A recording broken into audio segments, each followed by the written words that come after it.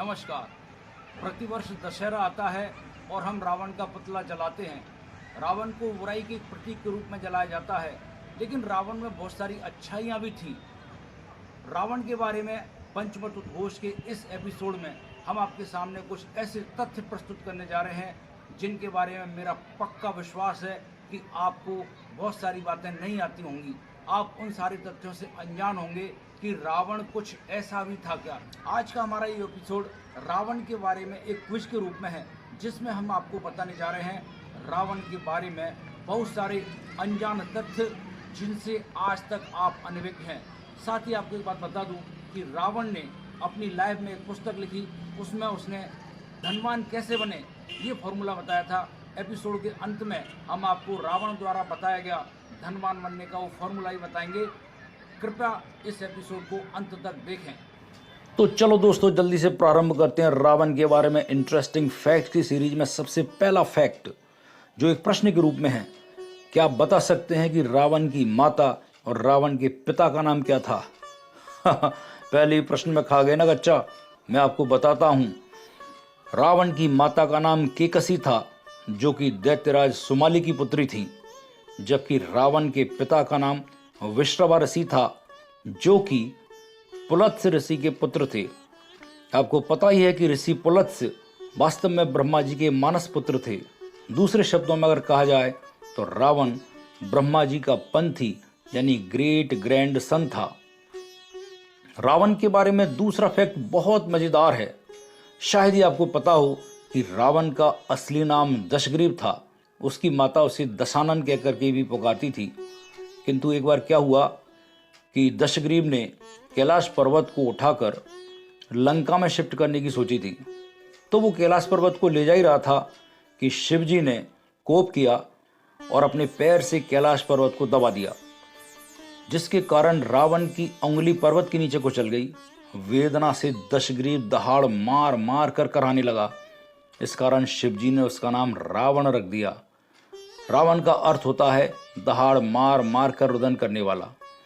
इसका मतलब यह है कि दशग्रीव का रावण नाम वास्तव में भगवान शंकर शिव जी ने दिया था।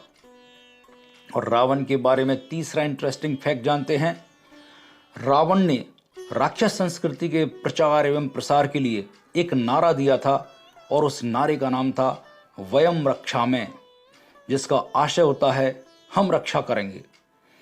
रावण के बारे में चौथा फैक्ट, रावण तंत्र और ज्योतिष का परम विद्वान माना जाता है। रावण ने तंत्र और ज्योतिष पर एक किताब भी लिखी है, और उस पुस्तक का नाम है रावण संहिता। रावण के बारे में पांचवा फैक्ट आपको मैं बताता हूं।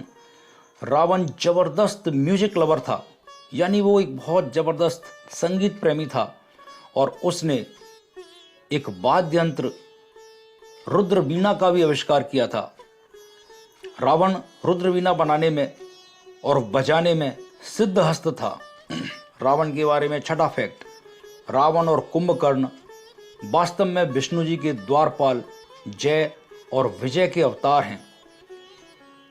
एक बार सनत कुमारों ने जय और विजय को शाप दे दिया था राक्षस बनने का, जिसके कारण जय और विजय रावण और कुंभकर्ण के रूप में जाकर जन्मे थे। सातवें फैक्ट की अगर हम बात करें तो भले ही रावण महाबलवान और त्रिलोक विजयी क्यों ना हो, किंतु श्री राम से पराजित होने से पूर्व वह दो अन्य महायोद्धाओं से भी पराजित हुआ था। क्या आप बता सकते हैं उन महायोद्धाओं के नाम जिन्होंने रावण को पराजित किया था? जी हाँ, एक के बारे में तो आप सही सोच रहे हैं, वानरराज बाली। किंतु दूसरे जो थे उनका नाम है कार्तवीर्य अर्जुन, जो कि माहिष्मति के राजा थे। अब जानते हैं रावण के बारे में आठवां फैक्ट। रावण के पास जो विमान था जिसका नाम पुष्पक है, वह वास्तव में रावण का नहीं था, वह उसके सौतेले भाई कुबेर का था। रावण ने पुष्पक विमान कुबेर से लंका के साथ साथ छीन लिया था।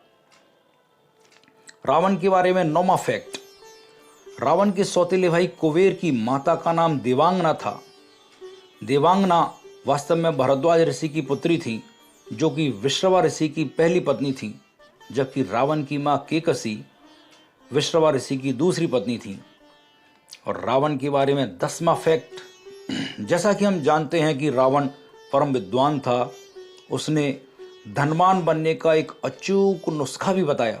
वीडियो के प्रारंभ में मैंने आपको बताया था कि रावण ने जो धनवान बनने का नुस्खा बताया वो मैं आपको बताऊंगा, तो इसे जरा ध्यान से सुने। रावण का मानना था कि जो व्यक्ति अमीर बनने का इच्छुक है वो किसी दिन प्रातःकाल ब्रह्म मुहूर्त में उठकर अमीर बनने का इच्छुक व्यक्ति किसी सरोवर या नदी में स्नान करके एकांत में किसी वृक्ष के नीचे चर्म का आसन लगाकर मन को शांत करके बैठ जाए, फिर रुद्राक्ष की माला हाथ में लेकर एक मंत्र का जाप करे। वो मंत्र है ओम ह्रीम श्रीम क्लीम नमः द्वः द्वः स्वाहा। इस मंत्र का 21 दिन तक इसी क्रम में जाप करना चाहिए। 21 दिन बाद जाप करने वाले व्यक्ति को अचानक विपुल धनराशि की प्राप्ति होती है, ऐसा माना जाता है।